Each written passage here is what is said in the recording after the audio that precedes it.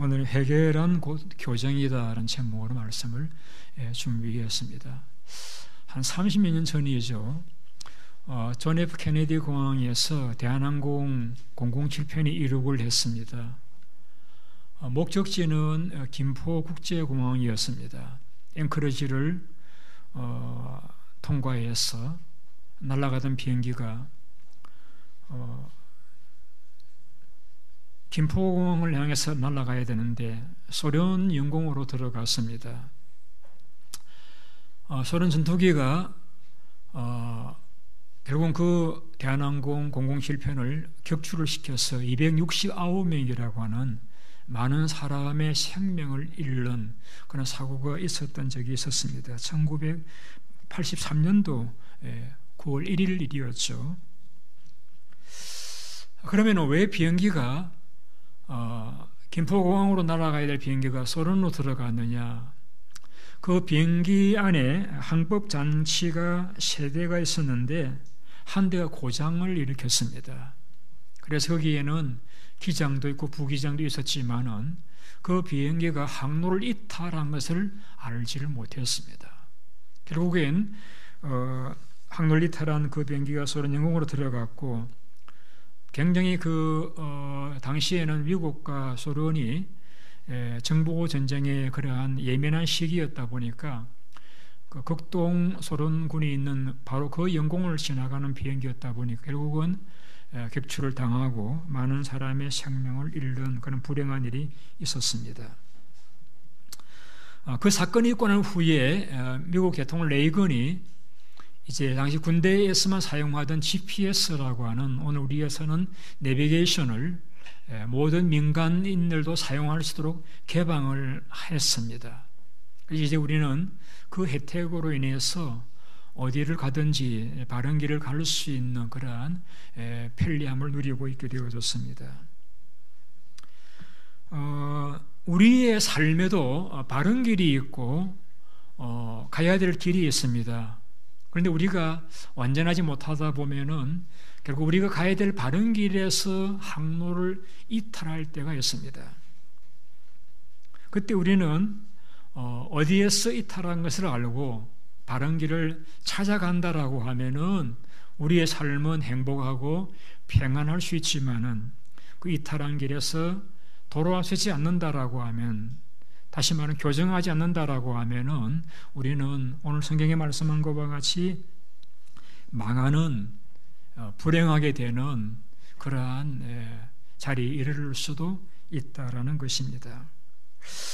오늘 본문은 예수님 당시에 쓰던 일을 기록하고 있습니다. 예수님 당시에 예루살렘은 높은 시온산 언덕 위에 세워진 도시였다 보니까 늘 무조리 부족했습니다. 당시에 총독으로 있던 빌라도는 유대인들을 위해서 실로암 못을 더 깊이 파고 거기에 망대를 세워서 물을 관리하게 함으로써 예루살렘 주민들이 풍족한 물을 공급받을 수 있도록 정책을 폈습니다. 근데 문제는 거기에 들어가는 재원의 문제였습니다. 그래서 당시 성전에 있던 돈을 가져다가 그 공사 비용으로 사용을 했습니다. 유대인들은 이것을 물이 필요한 건 알지만은 그 물을 저장하는 그 수로를 만드는 일에 성전 돈을 사용하는 것에 대해서 불만의 마음을 가지고 있었습니다. 그런데 그 실로암에서 망대를 짓는 가운데서 망대가 무너지면서 18명의 사람이 생명을 잃었습니다. 그러자 이스라엘 사람들은, 유대인들은 이것은 하나님의 성전 돈을 빼다가 공사를 했기 때문이다라고 생각을 했어. 특별히 그 성격이 난폭한 갈릴리 사람들이 성전에 모여서 이 빌라도에 대해서 시위를 일으킬 것을 계획을 했습니다. 그 정보를 입수했던 빌라도는 그 시위를 막기 위해서 군인들을 변장시켜서 그 시위하려고 했던 사람들을 죽이는, 그리고 그들의 피를 제물에 섞는 그런 이제 잔인한 끔찍한 일을 벌였습니다. 자, 그 일을 예수님께 보고를 드린 내용이 오늘 본문에 기록되어져 있습니다. 우리 한번 읽어보시겠습니다. 13장 1절입니다. 그때 마침 두 사람이 와서 빌라도가 어떤 갈릴리 사람들의 피를 그들의 제물에 섞은 일로 예수께 아뢰니. 자, 여러분 어떠세요? 이 1절만 보시게 되면은 두 사람이 와서 예수님에게 사실을 이야기했는데 그 내용은 빌라도가 갈릴리 사람들을 죽여서 그 피를 제물에 섞었다. 참 빌라도가 잔인하게 갈릴리 사람들을 죽였다는 말이구나. 그렇게 이해되잖아요. 그 다음 절입니다. 예수님 그 보고를 들으신 다음에 대답하신 내용이죠. 대답하여 이르시되 너희는 이 갈릴리 사람들이 이같이 해받음으로 다른 모든 갈릴리 사람보다 죄가 더 있는 줄 아느냐. 여러분 어떠세요? 보고를 드렸던 사람들의 보고 내용을 우리가 1절에서 읽었는데 그 보고 내용만 들으면은 예수님에게 빌라도의 잔인함을 고발하는 그런 말씀을 드렸고 또 그 보고를 들으신 예수님께서 보일 수 있는 자연적인 반응은 빌라도는 정말 나쁜 사람이야. 내가 뭐 혼을 내주겠어. 이런 반응을 우리가 기대할 수 있잖아요. 그런데 예수님 대답은 좀 뜻밖의 대답을 했습니다. 이 갈릴리 사람들이 이같이 해받음으로 죽은 것이 다른 모든 갈릴리 사람들보다도 죄가 더 있는 줄로 아느냐. 이 말씀 무슨 말씀이냐면은 지금 예수님께 와서 빌라도의 잔인함을 고해바치는 사람들의 그 사고에는 어떤 생각을 하고 있는가 하면은 그 빌라도가 갈릴리 사람들을 죽여서 그 피를 제물에 섞었는데 그 빌라도도 잔인하기도 하지만은 그는 잔인하게 죽임을 당한 것을 보니까 그렇게 잔인하게 죽임을 당한 사람들은 다른 갈릴리 사람들보다 죄가 아마 더 많았던가 보다 라고 생각하고 있었다는 것을 알 수가 있습니다. 여러분 어떠세요? 여러분 가운데 어떤 분들이 사고를 당하거나 질병에 걸리거나 어려움을 당하면은 어떤 반응을 보이세요? 착한 우리 교인들은 그래요. 얼마나 힘드세요. 정말 주님 위로해 주시기 바랍니다. 그렇게 우리 인사를 하시잖아요. 그러시면서도 우리의 마음속에도 한 구석의 조그만 부분 정도는 아마도 그렇게 갑작스럽게 그런 일을 당한 것을 보니까 아마 그 사람이 좀 죄가 많았는 것은 아닐까 하는 인과응보의 관점에서 사건과 사고를 바라보려고 하는 경향이 오늘 우리들에게도 저는 없지는 않다고 생각을 합니다. 그런데 오늘 이 갈릴리 사람들이 그렇게 비참하게 자신의 죽임을 당했다라고 하면은 의문을 가지고 어떻게 그럴 수 있느냐 이렇게 나와야 되는데 그런 부분보다는 오히려 그렇게 잔인하게 죽임을 당한 사람들을 보니까 아마 그들이 죄가 우리보다 더 많아서 그런가 보지 우리가 모르는 죄가 더 많아서 하나님께서 그렇게 잔인한 방법으로 죽임을 당하도록 허용하시지 않았는가 라고 생각하고 있었다는 것이죠. 주님 하신 말씀이 이같이 해받음으로 다른 모든 갈릴리 사람보다 그들의 죄가 더 있는 줄로 아느냐. 그 다음 절입니다. 너에게 이르노니 아니다. 무슨 말씀? 그들이 죄가 더 많아서 그렇게 죽은 것이 아니라는 것이죠. 물론 털어서 먼지 안 나는 사람이 없듯이 죄가 없는 사람이 전혀 없기 때문에 그렇게 잔인하게 죽임을 당한 사람들이 죄가 없다고는 할 수는 없지만은 그렇다고 해서 그들이 다른 사람들보다 죄가 특별히 더 많아서 그렇게 잔인한 죽음을 당한 것은 아니라는 것이죠. 아니다. 그러시면 하시는 말씀이 이것입니다. 너희들도 만일 회개하지 아니하면은 이와 같이 망할 수가 있다라는 것입니다. 하나님의 그 징계의 칼날이 어떤 사람에게는 먼저 임하고 어떤 사람에게 더디 임하는 시간 차이는 있을지 모르지만은 공통적인 원리는 회개하지 아니하면은 다 그와 같이 망할 수가 있다라는 말씀을 하고 있습니다. 여기에서 우리는 회개라고 하는 단어를 접하게 되었습니다. 회개. 제가 우리 교인들께서 이렇게 설교를 들으실 적에 회개하라 안 하면은 망한다라는 말씀 들으면은 너무 무서워하실 것 같아가지고 좀 회개라는 단어를 조금 이렇게 순화시켜 보았습니다. 회개가 무엇이냐? 한번 따라해 봅니다. 회개는 곧 교정이다. 이런 교정이라고 하면은 좀 실감 있는 표현이라고 저는 생각합니다.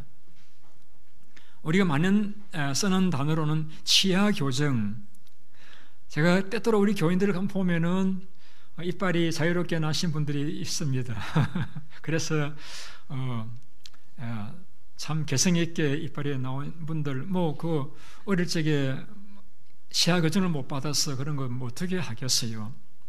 그러나 이제 교정을 받으신 분들은 이빨이 가지런히 예쁘게 또 건강하게 나기 때문에 교정 필요하다고 생각을 합니다. 치아 교정 필요하신 분들은 우리 집사님이 가시기 바랍니다. 교정 필요합니다.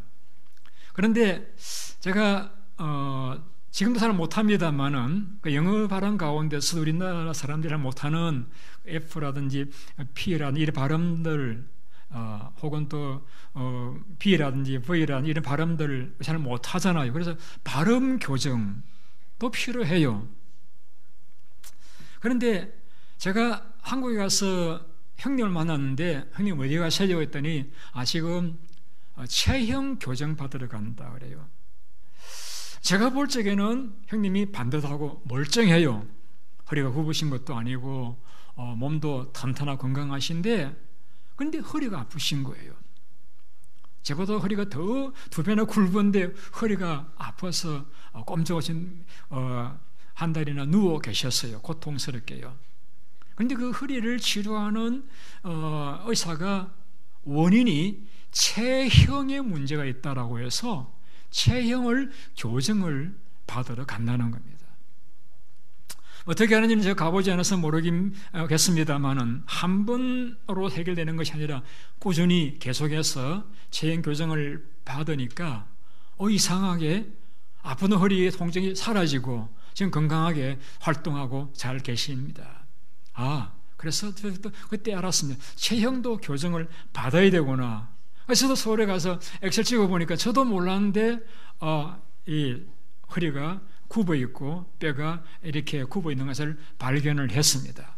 그래서 좀 이제 교정하기 위해서 삼탐이 이렇게 벽에 딱 이렇게 등을 대고서 가지고 반듯한 허리 만들려고 무슨 노력하고 있습니다만은 참 쉽지는 않은 것 같아요. 그러나 건강을 위해서는 허리 교정, 척추 교정, 체형 교정도 필요하다라고 생각을 합니다. 간혹 여러분들께서 수요일날 교회 오시면은 주보를 천천히 보시면서 교정 보시는 분들이 있죠. 또 뭐가 틀렸나 이렇게 교정 보시고 저한테 이렇게 기쁨을 내주시는 고마운 분들도 계십니다. 그런 것도 보고 교정을 이렇게 해주셔야 우리는 잘한다고 하지만은 잘못된 부분들은 바로 잡을 수 있지 않겠습니까? 주보 교정도 필요하겠죠. 그런데 오늘 제가 이 교정이라는 단어를 쓸 적에는 우리가 하나님과의 관계에서도 교정이 필요하다는 것을 말씀드리고 싶습니다. 여러분 생각에는 하나님하고 나하고는 아무런 문제가 없다라고 생각하실지 모르지만은 하나님 보실 적에 좀 문제가 있어. 그럴 수도 있잖아요. 또 여러분 사람과의 관계에서도 교정이 필요합니다. 대인관계. 나는 대인관계 남에게 욕들을 한 적도 없고 욕먹을 일도 한 것도 없고 그렇게 생각할지 모르지만은 또 제3자가 바라볼 적에는 대인관계에 심각한 문제가 있어. 그런 대인관계에서도 교정이 필요하다고 생각을 합니다. 또 우리가 좀 안으로 들여다본다라고 우리의 성품 교정도 필요한다고 생각을 합니다. 우리는 나름대로 깨끗하게 바르게 살아간다라고 하지만은, 나는 문제가 없다라고 하지만은 정말 다시 들여다보면은 내 성품에, 자신의 성품에 문제가 있을 수가 있어요. 그래서 웃어야 할 때 웃지 못하고 울어야 할 때 울지 못하고 또 행복해야 될 때 불행하게 살아간다라고 하면은 성품도 교정이 필요합니다, 여러분. 여러분, 우리 가운데서 나는 전혀 어떤 면에서든지 교정이 필요하지 않다라고 자신에게 말할 수 있는 분은 아무도 안 계실 것입니다. 작게는 작은 일에서부터 크게는 하나님과의 관계에까지 교정이 필요해요. 이 교정을 받지 않으면 어떻게 되느냐? 몇 가지 예를 들어서 말씀을 드리겠습니다. 호세아 5장에 보면 이런 말씀이 나옵니다. 그들이 그 죄를 뉘우치고 내 얼굴을 구하기까지는 내가 내 곳으로 돌아가리라. 여기서 내가 라는 말씀, 하나님을 가리키는, 하나님께 하시는 말씀입니다.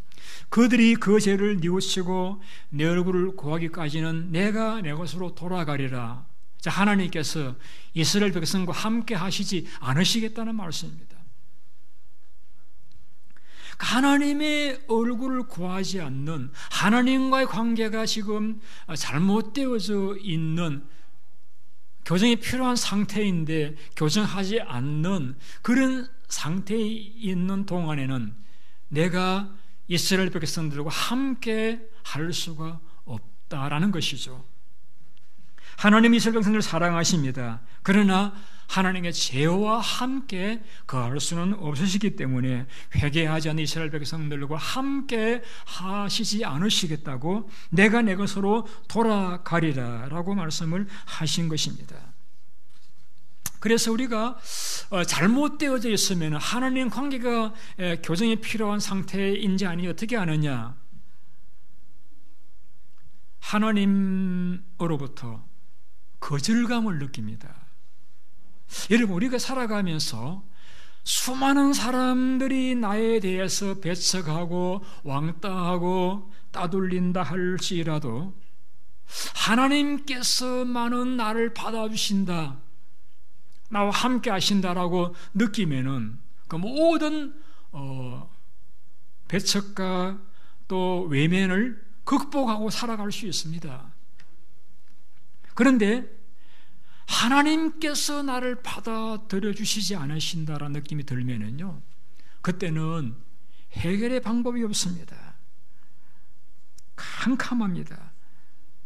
마치 인간이 에덴 동산을 범죄하고 난 후에 쫓겨나간 신세가 되었던 것과 같이 하나님으로부터의 거절을 당하는 것, 이것만큼 우리가 두려워할 것이 없는데, 우리가 하나님과의 관계에서 문제가 생기면은 하나님으로부터 거절을 당함을 느끼게 되었습니다.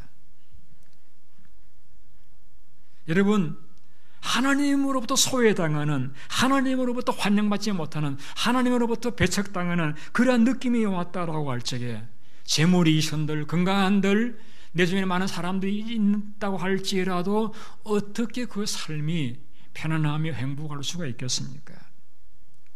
두려움이 임합니다. 다윗이 범죄하고 난 후에 첫째 느꼈던 것이 두려움입니다. 하나님께서 나를 버리실까? 두려움 가운데서 하나님 앞에 간절히 기도합니다. 하나님, 나를 쫓아내지 마옵소서. 두려움, 불안합니다. 마음이 편치를 않아요. 하나님과의 친밀함이 사라지니까 마음이 불안이 이렇게 드는데, 그 불안 때문에 이제 모든 관계가 흔들리고 가지고 있어도 마음이 평안하지 않는 그러한 나아가 기도가 되지를 않습니다. 여러분, 기도라고 하는 것은 하나님과의 대화잖아요. 우리가 사람과도 만나 대화 나누면 참 즐겁고 좋잖아요. 그런데 하나님과의 대화가 막혀버립니다. 대화가 안 돼요. 나는 기도를 한다고 하는데 기도가 잘 나오지도 않을 분들 기도를 해도 허공을 치는 것 같고 마치 절벽 앞에 내가 서 있는 것과 같은 그런 느낌, 그런 하나님 나를 밀어내시는 느낌, 거리감이 느껴지고 답답하고 평안이 임하지를 않아요. 성령의 역사가 사라집니다. 성령님은 우리를 돕기 위해 보내신 거룩한 영이십니다. 그런데 다윗은 그가 못 깨겠습니다. 사울에게 범죄했을 적에 하나님께 성령을 거두시자 악령이 와서 사울을 괴롭혔습니다. 그걸 보았습니다. 그래서 다윗은 범죄 후에 내게 성령을 거두지 말아달라고 기도하기까지 했습니다. 성령 떠난 사울은 짐승처럼 벽제에서 살다가 죽고 말았습니다. 그는 왕이었죠. 많은 군대가 있었고 막강한 권력을 가지고 있었습니다만은 그 모든 것 다 소용없었습니다. 성령이 떠나시니까 그런 버림당한 존재가 되어져 버리고 말았습니다. 근데 감사한 것은요, 오늘 예수님 이후에 사는 저 여러분들에게는 성령께서 우리가 범죄했다고 왜 떠나시지는 않으셔요. 그런데 우리가 죄를 지으면은 우리 속에 계신 성령께서 건심하십니다. 저러면 안 되는데. 계속해서 우리의 마음에 자극을 주고 양심을 통해서 우리를 돌이키도록 권면합니다만 계속 우리 거부하고 거절하면 성령께서 나중에는 소멸을 되어져 버립니다. 소멸된다는 표현은 불이 꺼졌다는 뜻이잖아요. 성령께서 우리 속에 내주하시지만은 전혀 계시지 않는 것과 같은 그런 상태가 되어진다는 것이죠. 그러니까 성령께서 우리 속에서 적극적으로 활동하지 않으신다는 것입니다. 그러니까 우리는 내 속에 성령께서 계시는지 안 계시는지 내가 느낄 수 없는 그런 상태에 이르게 되어진다는 것입니다. 자, 이것이 하나님과의 바른 관계를 교정하지 못했을 적에 나타나는 결과입니다. 주님께 이렇게 말씀드렸잖아요. 내가 너희에게 이르노니 너희도 만일 회개하지 아니하면은 다 이와 같이 망할 것이라고 했습니다. 여러분, 이스라엘이 망했습니까? 망하지 않았어요? 망했죠. 주 70년 주님 성천하신 이후에 40년 후에 로마 장군 티투스에 의해서 이스라엘은 철저하게 망했습니다. 성전은 다 무너지고 모든 백성들 뿔뿔이 세계로 흩어져 버렸습니다. 그로부터 2000년 동안 나라 잃은 민족으로서 살았습니다. 망했습니다. 왜? 그들이 회개하지 않았기 때문에. 다르게 말하면 교정, 하나님과의 바른 관계에서 이탈한 그 걸음을 교정하지 않았기 때문에 그들은 망하고 말았던 것입니다. 저는 여러분들이 오늘 고난중원을 맞이하면서 우리 주님께서 우리가 망하지 않도록 하신 일에 대해서 먼저 말씀을 드리기를 원합니다. 주님은 십자가 위에서 멸시와 천대를 받았습니다. 우리가 잘못된 삶을 살아서 받아야 될 멸시와 천대를 주님이 다 받으셨습니다. 성경이 이렇게 말씀하고 있습니다. 그는 멸시를 받아서 사람들에게 버림을 받았으며 강고를 겪었으며 질고를 아는 자라. 여기 안다라는 말씀은 경험적인 알림, 주님께서 우리가 성경을 통해서 발견하지 못하지만 많은 질병을 알았다는 뜻입니다. 그래서 질병 당하는 분들의 고통을 주님께서 아신다는 거예요. 만약 사람들에게 그 얼굴을 가리워서 멸시를 당하였고 우리도 그를 귀히 여기지 아니하였도다. 그가 찔림은 우리의 허물 때문에, 그가 상은 우리의 죄악 때문이라. 그 징계를 받으면 우리가 평안을 누리고 그가 채찍에 맞음으로 우리의 나음을 받았도다. 우리의 나음과 우리의 평화와 우리의 회복을 위해서 주님께서 찔림을 당하고 무시를 당하고 멸시를 당하고 침뱉음을 당하시고, 그래서 시편 20인 이렇게 표현하고 있습니다. 나는 내 모든 뼈는 어그러졌으며 내 마음 밀랍같이 녹았고 내 힘은 말라 질그릇 조각 같고 내 혀는 잎 천장에 붙었나이다. 주께서 나를 죽음의 진토 속에 두셨나이다. 개들이 나를 에워쌌으며 악한 무리가 나를 둘러 내 수족을 찔렀나이다. 내가 내 모든 뼈를 셀 수 있나이다. 라는 말씀과 주님은 찔림을 당하고 헐벗음을 당하고 또 고통 가운데 내버려 둠을 당하셨던 것입니다. 무엇 때문에? 우리의 버림당함, 우리의 망함에 의해서 우리를 건져주시기 위해서 주님이 우리 대신 망한 자가 되셨던 것이죠. 여러분, 이러한 육신적인 인간적인 고난은 또 고난이지만은 더 극심한 고난은 영적인 고난이셨습니다. 주님 십자가 위에 이렇게 외쳤습니다. 나의 하나님 어찌하여 나를 버리셨나이까? 십자가 위에서 죄 없으신 하나님의 아드님께서 우리의 버림당함에서 우리가 버림당하지 않도록 하시기 위해서 우리의 죄를 짊어진 자로 달리셨기 때문에 하나님으로부터 철저하게 버림을 당하셨습니다. 그래서 하나님 어찌 나를 버리셨나이까 절규하시는 정도의 버림을 당하셨습니다. 그렇게 버림 당하심으로써 이제 우리에게 주어진 축복은 하나님 우리를 받아주셨다는 사실입니다. 우리가 아무리 많은 죄를 지었어도 하나님 우리를 내버리시지 않습니다. 우리가 그 예수님의 공로를 의지하고 주님께 나아가기만 하면은 주님은 우리의 죄를 보지 아니하시고 우리를 받아주시는 것입니다. 이것이 예수님의 은혜입니다. 십자가의 복음입니다. 하나님의 자비와 사랑입니다. 예수님의 그 공로와 고난당함으로 말미암아 이제 우리가 하나님께 받아들여지는 그런 존재가 되어진 것입니다.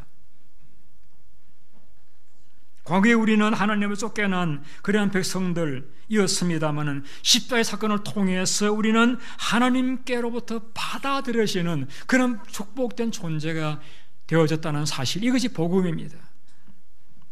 누가복음 15장에 보시게 되면은 당자의 비유에 당자가 아버지의 재산을 가지고 와서 허랑방탕에 다 쓰고는 거지가 되어 돌아왔습니다. 그런데 아버지가 그를 배척하지 않았습니다.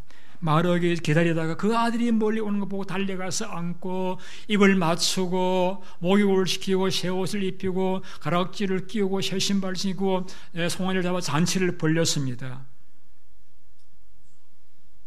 하나님 우리를 거절하지 않으십니다. 우리를 쫓아내지 않으십니다. 우리를 받아주시고 우리를 망하지 않도록 길을 열어주시고 이제 우리와 함께 하시는 임마누엘이라고 하는 이름을 하나님께서 주셨습니다. 과거가 없는 사람이 없습니다. 우리 과거를 다 덮어주셨습니다.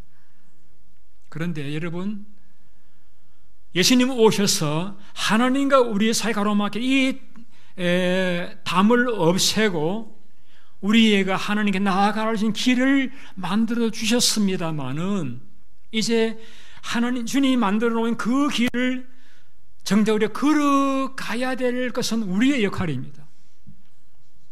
그 역할을 오늘 성경이 이렇게 말씀하고 있습니다. 우리 6절을 한번 같이 보시겠습니다. 6절 말씀.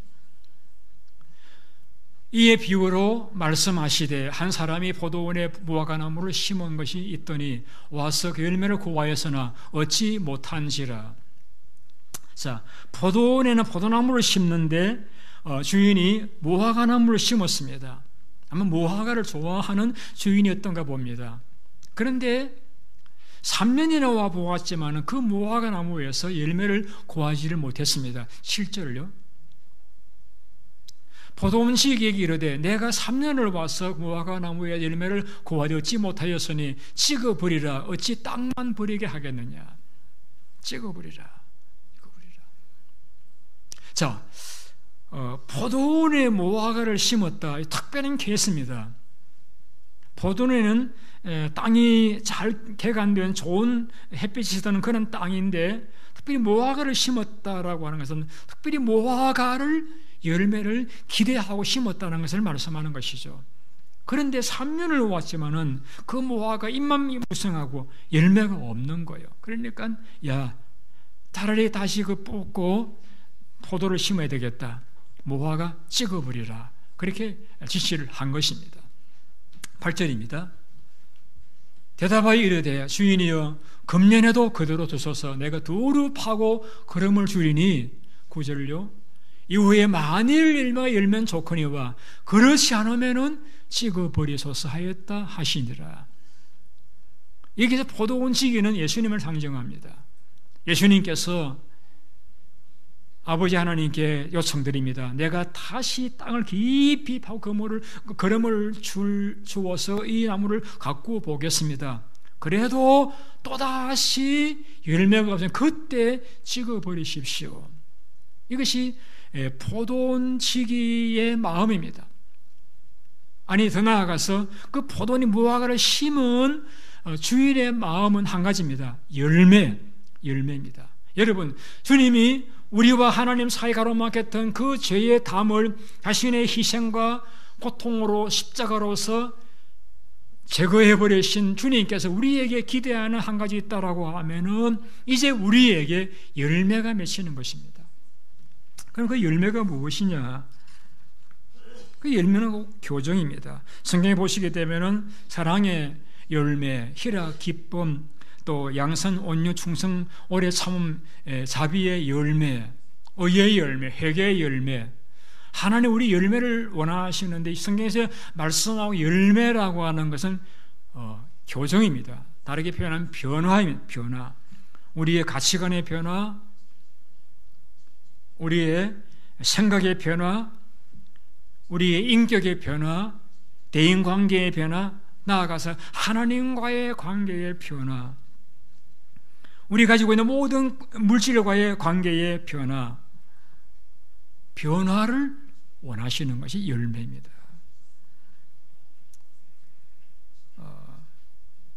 어떻게 하면은 우리의 삶에 열매를 맺을 수 있을까? 어떻게 하면은 하나님 원하시는 주님이 그렇게 피 흘리고 몸부림치며 이뤄놓은 그 하나님과의 관계에서 하나님의 은혜와 능력이 흘러들어오는, 그래 우리의 삶의 변화, 일어나는 이런 변화가 가능할까를 주님께서는 요한복음 15장에서 이렇게 표현했습니다. 나는 포도나무요 너희는 가지니 그가 내 안에 내가 그 안에 있으면은 그 사람은 열매를 많이 맺나니 나를 떠나서 내가 아무것도 할 수 없느니라. 여러분, 예수님은 우리를 가지라고 표현했습니다. 열매는 가지에 맺히는데 가지가 열매를 맺으려고 하면 나무에 붙어 있어야 됩니다. 그래서 여러분의 삶의 변화를 원하신다라고 하면은, 다르게 표현해 여러분의 삶에 열매가 맺히기를 원하신다라고 하면은 여러분이 나무 되신 주님께 붙어 계셔야 됩니다. 신앙생활 하시는 분들은 두 가지 종류가 극단적인 경우가 있습니다. 하나님이 다 해주신다고 믿고 나는 아무것도 하지 않는 그런 분이 계신가 하면은 하나님은 제쳐놓고 내가 모든 것을 하려고 하는 그런 분들이 있습니다. 두 가지 극단적인 모습이죠. 정상적인 것은 무엇이냐 하면은 적어도 우리가 열매를 원하와 변화를 원한다라고 하면은 내가 주님께 붙어 있으려고 하는 노력은 여러분이 하셔야 돼요.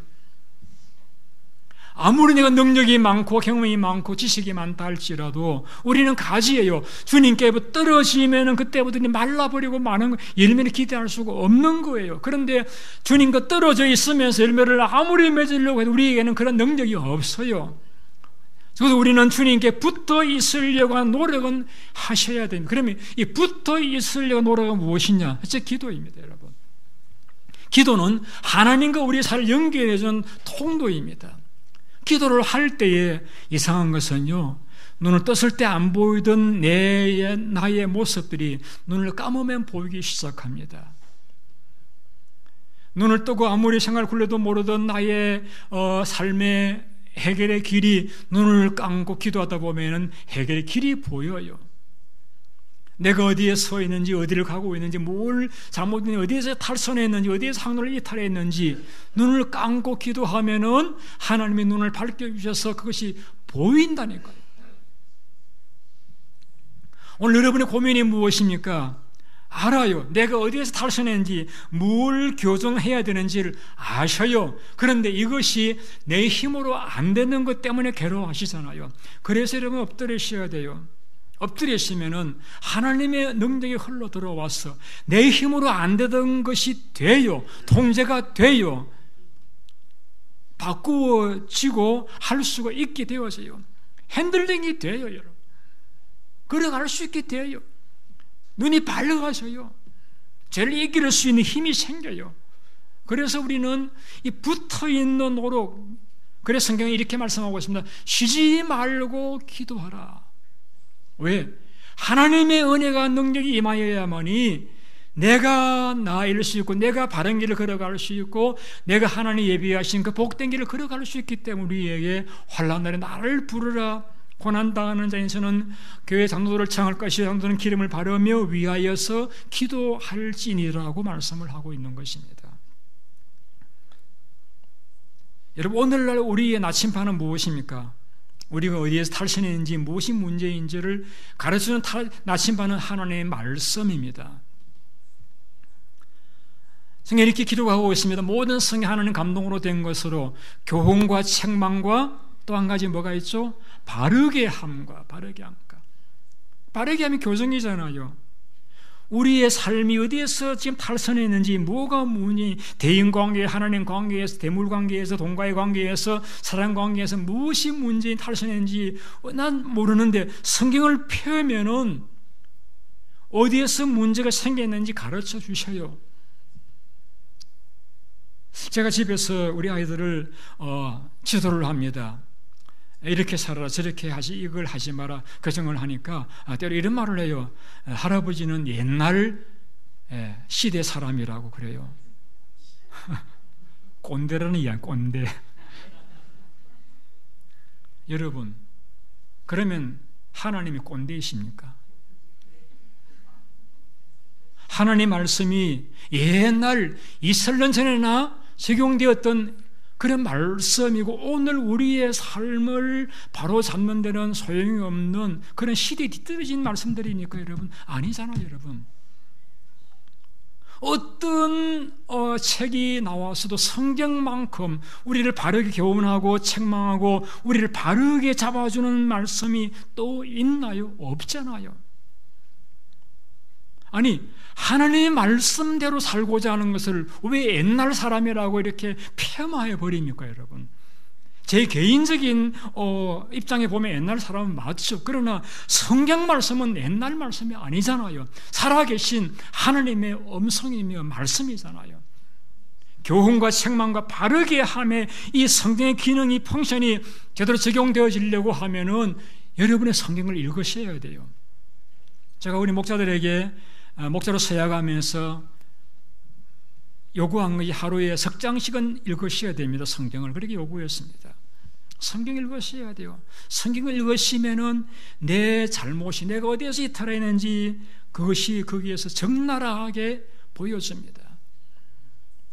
어떻게 하면 망하는지, 어떻게 하면 살 수 있는지를 가르쳐 주셔요. 그래, 우리 성경으로 돌아가셔야 돼요. 그래서 우리가 성경이 가르쳐 주시는 기도 가운데 깨닫게 해주신 제가 기억나거든. 즉시 회개하시고, 그리고 주님 내게 뭘 원하신다라는 것을 깨달으시면 즉시 그 말씀을 순종하세요.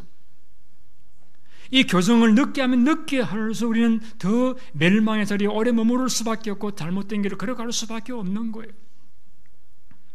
돌이켜야 됩니다. 교정이 필요합니다. 우리 가운데 어느 누구도 나는 교정이 필요 없습니다라고 말씀할 수 있는 분은 아무도 안 계신다고 생각을 합니다. 어떤 분이 사망을 이행하면서 길을 잃었습니다. 날은 점점 뜨거워져 오는데 물은 떨어져 가고 이러다간 오아시스 발견하기 전에 죽겠다고 싶어서 걱정하고 있는데 아버님 가면 발자국이 있어요. 그 발자국을 따라가면은 마을로 가겠다. 오아시스가 있는 마을로 가겠다고 얘기해서 그 발자국을 열심히 쫓아가는데 뺑뺑 돌기만 하는, 나중에 보니까 자기 발자국이에요. 해는 졌습니다. 캄캄해졌습니다. 그런데 하늘에 별이 반짝이면서 북빛 실성이 보이면서 방향을 분명하게 보여주었습니다. 여러분, 여러분의 삶이 내 발자국이 옳다고 믿고 내 발자국을 따라가시면 안 돼요. 여러분, 우리는 하늘의 빛과 하늘의 말씀을 바라보고 들으셔야 됩니다. 교정하셔야 돼요. 여러분, 교정 받으셔야 치아도 예쁘고요, 교정 받으시면 허리도 또 체형도 좋아지고요. 교정받으신 발음도 좋아지고 교정받으시면 여러분 인생도 행복하게 될 줄로 믿습니다. 교정 안 받으시면은요, 본문의 말씀 표현을 빌리면은 회개하지 않으면은 다 이와 같이 망합니다, 여러분. 물론 사소한 일은 망하는 데까지 나아가지 않겠지만은 정말 중요한 일은 교정받지 않으면 여러분 그에 쌓여서 우리도 망할 수도 있습니다. 저는 여러분들이 아무도 망하기를 저는 바라지 않습니다. 이런 잘 되기를 바라고 여러분이 행복하기를 바라고 더 아름다운 삶을 살아가시기를 원합니다. 그러시기를 원하실지 여러분들께서 나도 교정이 필요한 사람이다 라고 여러분 겸손하게 받아들이시고 하나님 말씀 앞에 앉아 주여 내게 가르쳐 주옵소서. 주님 앞에 주여 나의 눈을 밝혀 주옵소서. 생명의 길, 영생의 길, 구원의 길을 가르쳐 기도하셨어요. 여러분이 교정 받으셔서 지금보다 100배나 더 행복하신 그런 삶을 살아가시는 한 주간, 고난 주간을 지내신 여러분 되시기를 예수님 이름으로 축원드립니다.